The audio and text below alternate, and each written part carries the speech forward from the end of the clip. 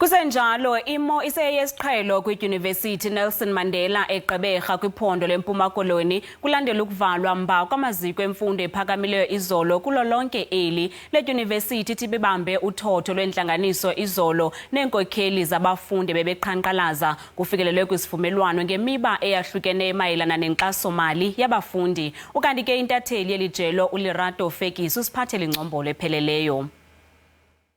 Uqhankqalazo wokuqala abafundi izolo kwiDyunivesiti lumisiwe.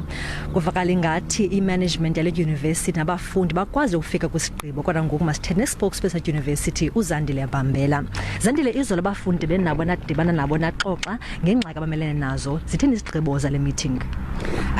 Izigqibo ze-meeting yayizolo siye savumelana ngento kubana sisonke abafundi kunye nayo imanagement yeuniversity asingethandi into kubana abafundi bangakwazi ukufunda ngenxa yokubana bengenamali. So wonke umfundi academically deserving uyazanyelwa into kubana kangangoko umuntu akwazi into kubana akwazi ukuregisterisha kwiuniversity.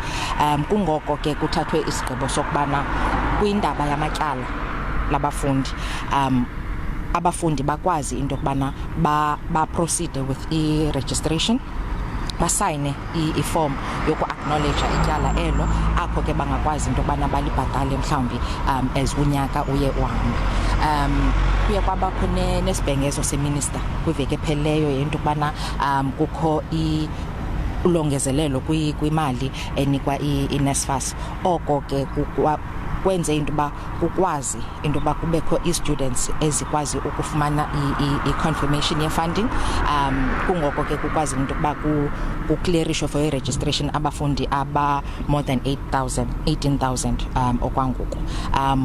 Kwabo baqalayo i-first time entering ngokutsho ke kwafunyanwa i-confirmation yabantu abayi-7,501 ye-funding. So nabo ke bayaclearishwa for i-registration and noko bazokwazi ubana baqhuba. Kule mpelaveki siphuma kuyo iyodwa sikwazile uregisterisha abafundi abangange-4,500 and leyo into iyaqhuba as well. Zandile, izolo abafundi besithi bawela ukubuyela back ekhampasini ngoba ukufunda kwindawo abahlala kuzo ngobuxhakaxhaka bale mini kunzima kakhulu. In terms of academic activity, niqala nini, and also we will see students return back ekhampasini konyaka?